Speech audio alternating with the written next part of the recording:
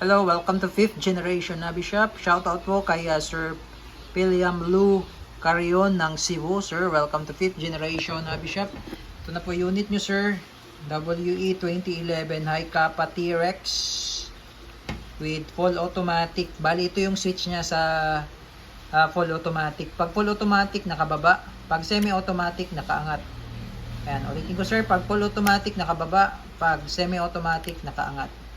Tapos, ito naman sa kabila, ayan yung manual safety. Kailangan nyo pong ibaba yung hammer bago mo siya mapihit. Hindi siya mapipihit pagka, hindi siya mapipihit pagka naka-press yung hammer. Ayan. So, kailangan mo siyang ibaba or kailangan mo siyang ikasa. Ayan, bago mo siya masave. Tapos, beaver tail, working po yan.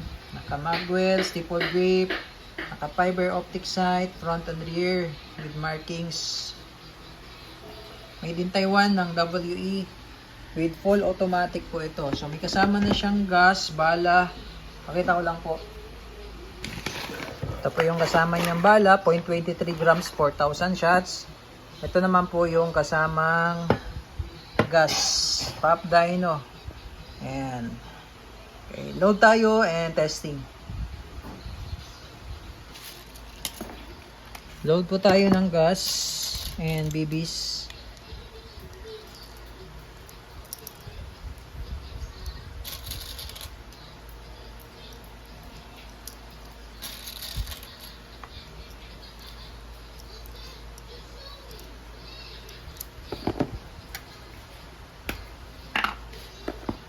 Inverted position, upside down, 3 to 5 seconds lang po.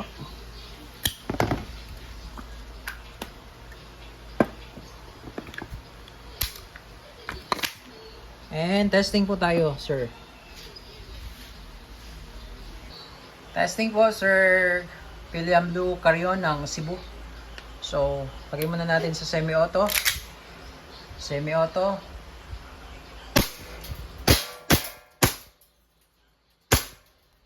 Then, full auto. Baba nyo lang yung switch.